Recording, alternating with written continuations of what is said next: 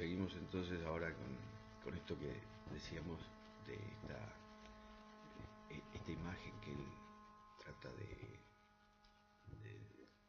con la que debate, ¿sí?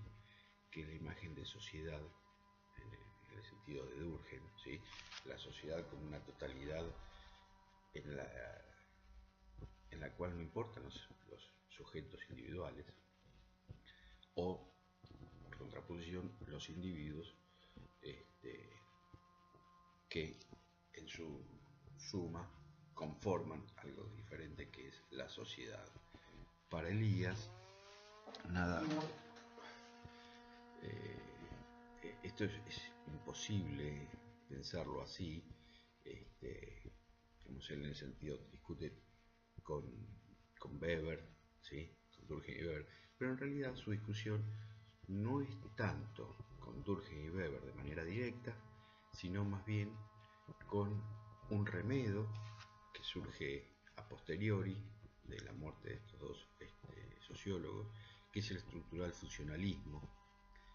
Elías tenía una profunda aversión por el estructural funcionalismo y particularmente por su principal representante, el creador de esta corriente, que es Talcott Parsons.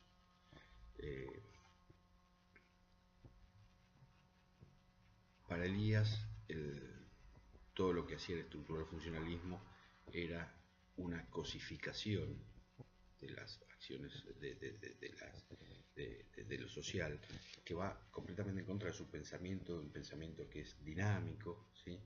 Que va a centrarse en los flujos, en cómo las cosas van cambiando. Lo que ustedes pueden apreciar con la lectura, por ejemplo, de tanto la sociedad cortesana como el proceso de la civilización, que son dos textos donde se expresa maravillosamente la forma en que Elías concibe cómo debe mirarse lo social, es decir, viendo cómo van cambiando. Justamente las cosas nunca permanecen estáticas, y de lo que hay que dar cuenta es de cómo se va moviendo. En ese sentido, Elías está en una tradición que no es propia de Occidente, que es más bien una forma de pensamiento oriental, a la que de manera indirecta y a través de distintas mediaciones también llegan Marx y Engels, ¿sí? Son, para poner una contraposición, para el pensamiento occidental, pensamiento que surge fundamentalmente de Grecia, de la Grecia antigua,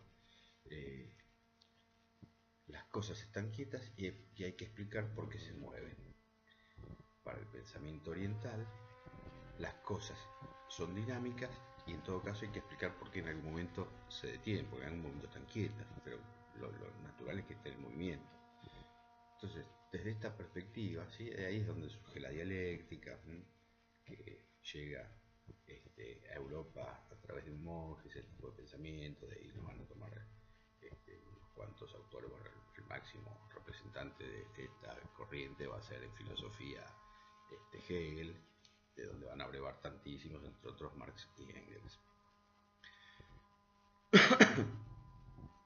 Entonces, frente a este tipo de lucubración del pensamiento, imagínense lo que es lo que él ve como cosificaciones. Por eso está tan en contra del estructural funcionalismo, que lo que hace es clasificar, poner etiquetas, y esto está acá, está allá, ¿sí?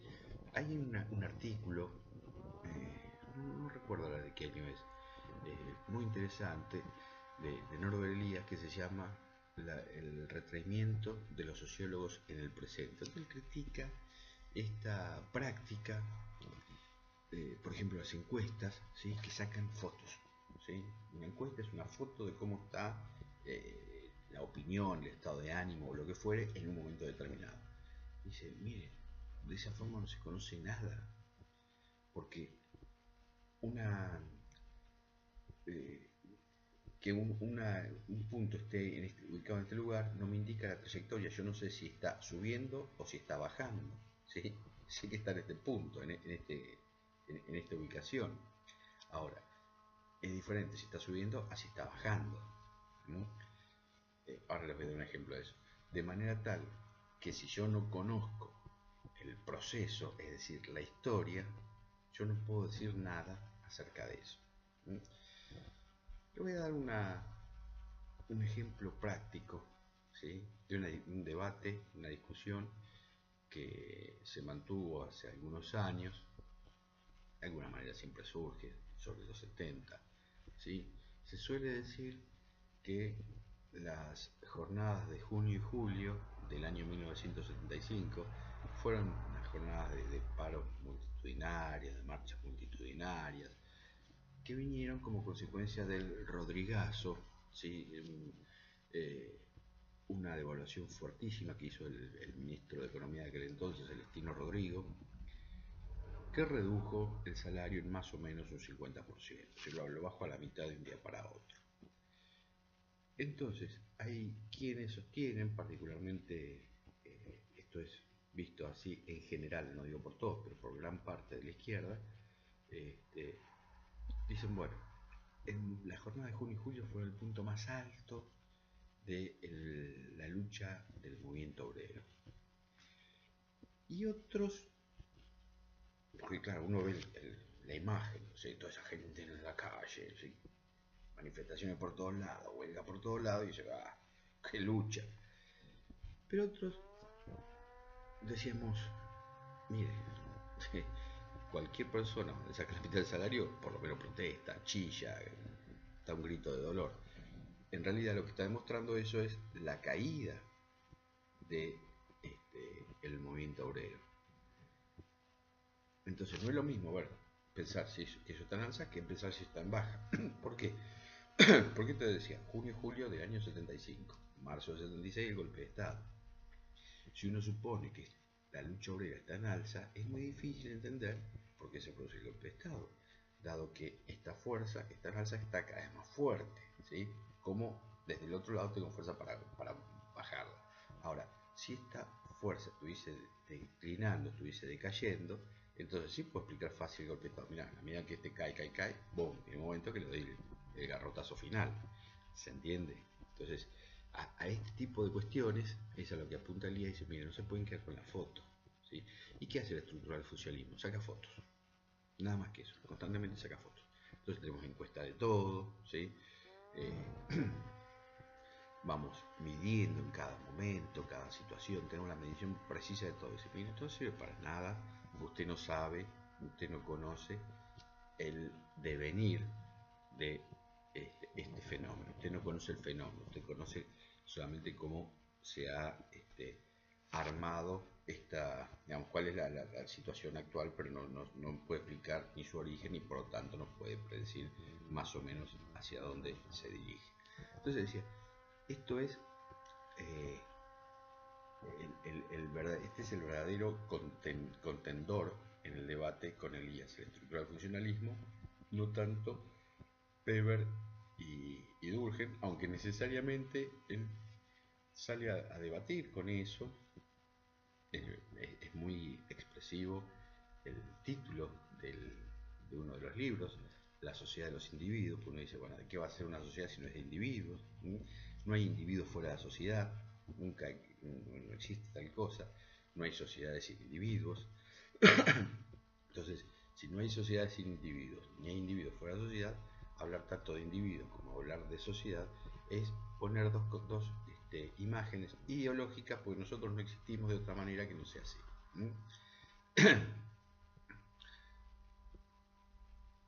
¿Y qué es lo que existe? Y lo que existe son las figuraciones, son los entramados, ¿sí? Son estos flujos, este movimiento. Por eso Elías no trabaja con categorías cerradas, ¿sí? No hay contornos definidos. Como tampoco cree que sea todo, digamos, todo el movimiento, bueno, pero se pueden establecer regularidades, por supuesto. Se pueden establecer leyes, por supuesto. ¿Sí? Claro que se pueden establecer leyes. Es más, se puede, uno puede hablar con propiedad de una estructura social. Eso les lo dice, sí, sí. ¿Sí? El problema está en cuando yo creo que la estructura es algo rígido, algo estático. ¿Sí?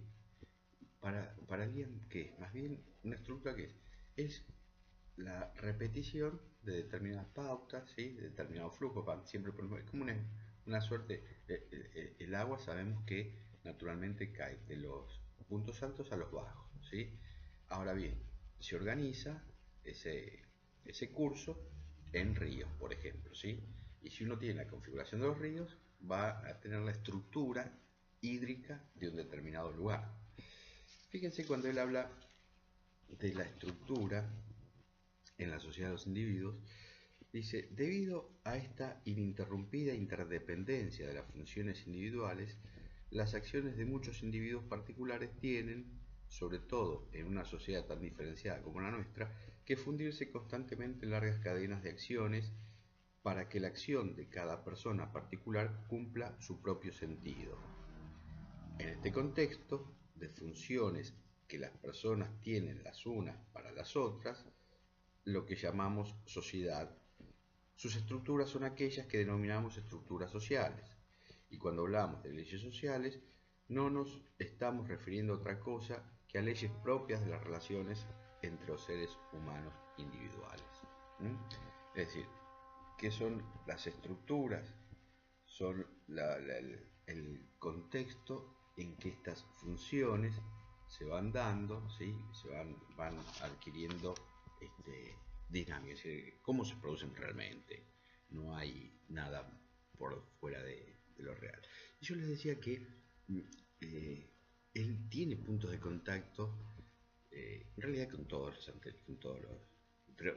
con Marx, con Weber, con Durkheim, pero fijémonos igual, por ejemplo, es muy importante cuando él, dentro de las valencias, ¿sí? De los tipos de valencia, las formas que tenemos de comunicarnos, de conectarnos unos con otros, él pone las valencias afectivas.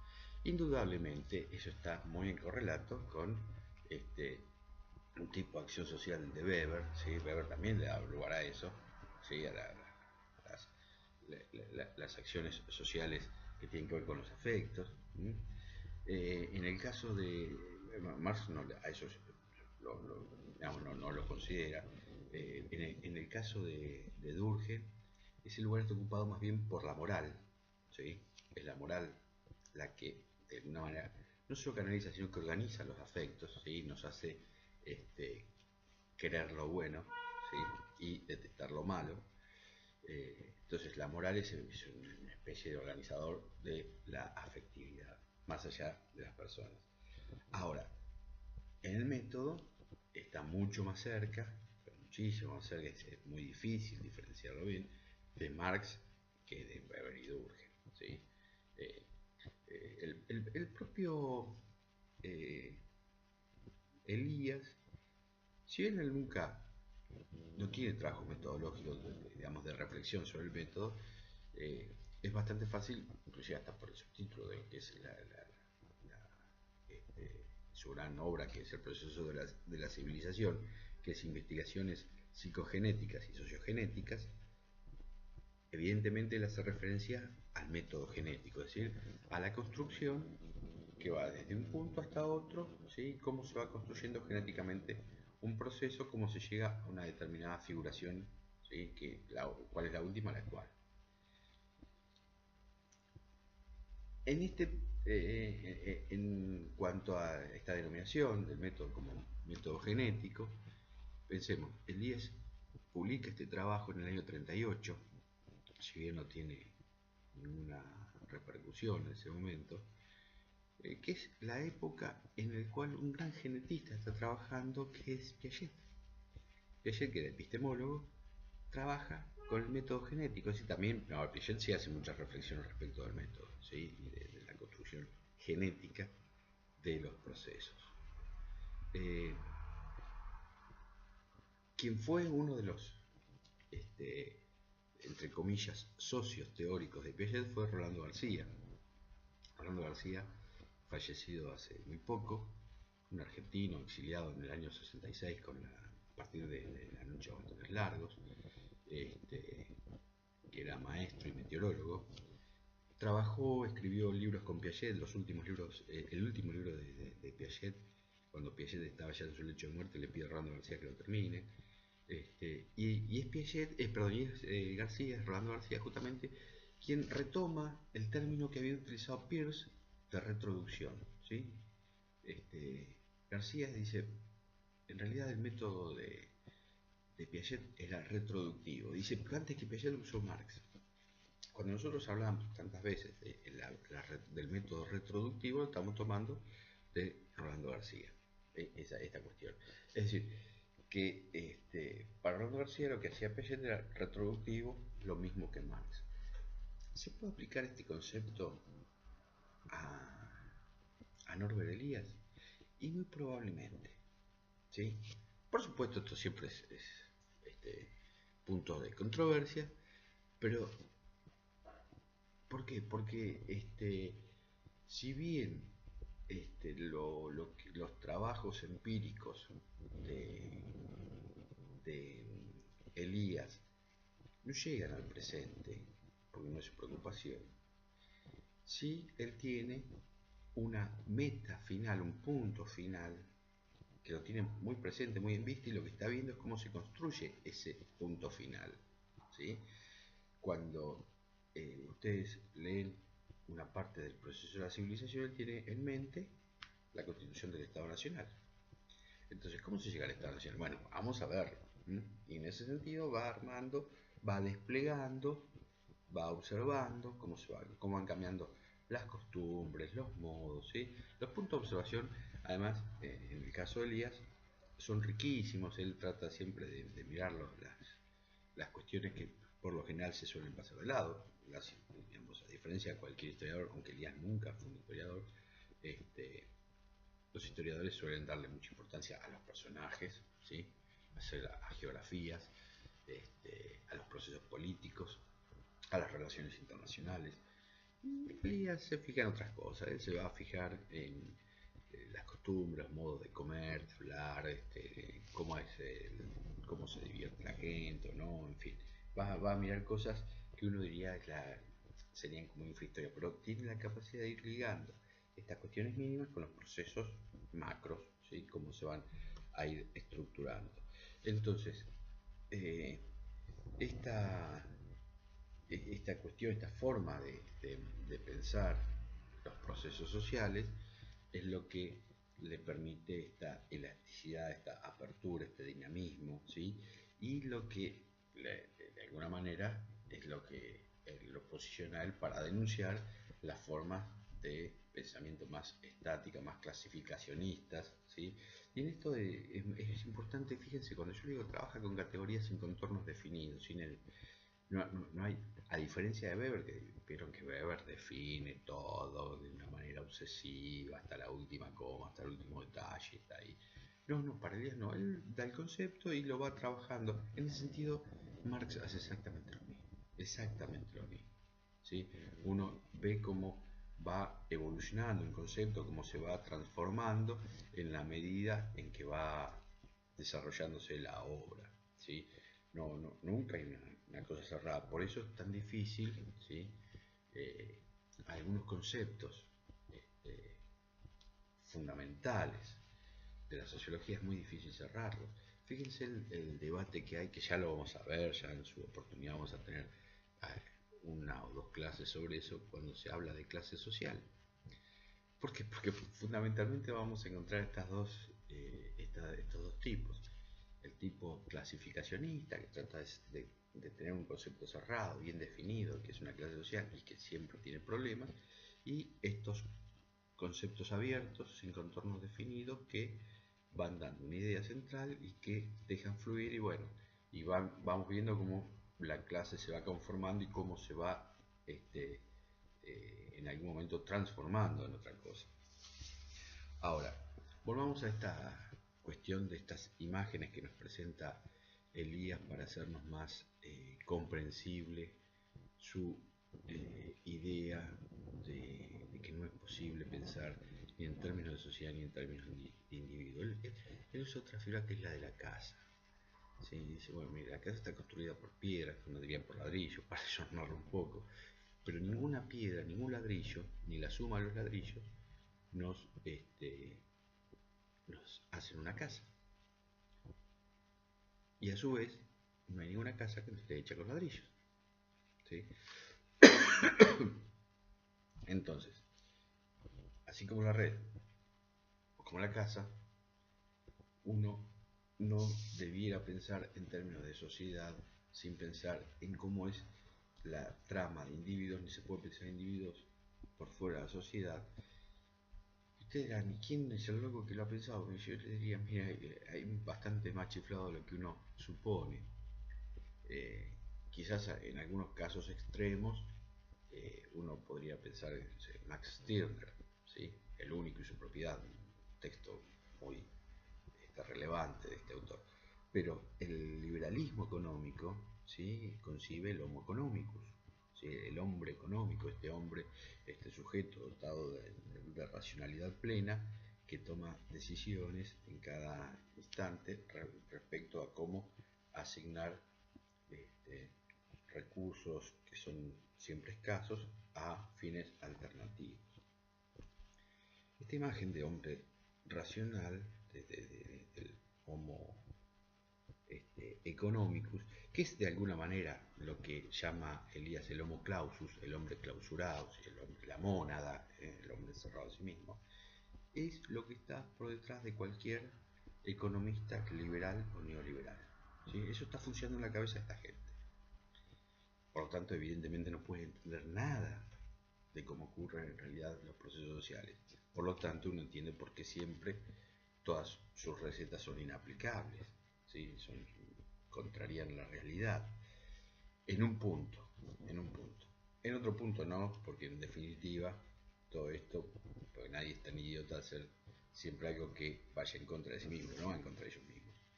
Es una forma ideológica de justificación de la acumulación de capital, ¿sí? Y cómo se despoja, no tiene una mejor explicación para eso que recurrir a esta imagen, cómo se despoja a las mayorías de los recursos para la vida. En contra de esta imagen del homo clausus, él está pensando en términos de este hombre que está siempre interconectado, ¿sí? De este homo social, que está constantemente siendo coaccionado por el conjunto de la especie en la misma medida en que él con su acción también va coaccionando a los demás. Si esto es una relación que tiene no dos puntos, tiene múltiples puntos, ¿sí? Entonces, ¿cómo pensar en esos términos, donde la acción de cada uno, ¿sí?, necesariamente repercute en todo lo demás? Fíjense, con esto hago un pequeño salto a otra cuestión. Cuando le damos para que ustedes tengan alguna lectura mínima, por supuesto, pero una idea de lo que es la complejidad, estamos pensando en que la descripción de la complejidad se aplica a este tipo de pensamiento, ¿sí? Es un pensamiento complejo, como el pensamiento de Marx. Son pensamientos complejos porque unifican o hacen una conjunción de múltiples aspectos y se ve cómo van covariando, cómo van variando de manera conjunta todos, ¿sí?, en una donde no hay que un poco puede apabullar de todo esto, es que no hay puntos de referencia porque cada punto que uno toma es siempre móvil. Es más, si uno se toma a sí mismo como punto de referencia, también uno es un punto móvil, ¿sí? Entonces, como va todo variando, yo no tengo puntos fijos, pensar en términos de cómo tengo que ir viendo el derrotero de cada uno de los elementos se me complejiza. Ahora, si en lugar de eso uno lo piensa, decían, por eso les comentaba esta idea oriental de que todo está en perpetuo movimiento. Si uno lo piensa en el sentido de que todo siempre se mueve, bueno, eso no me puede causar extrañeza. ¿Y qué es lo que tengo que observar si todo siempre se mueve?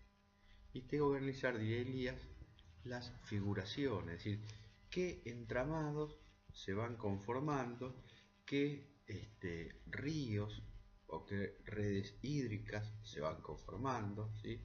Cuáles son esos conjuntos de canales, ríos, arroyos, etcétera, para que yo pueda tener una visión completa.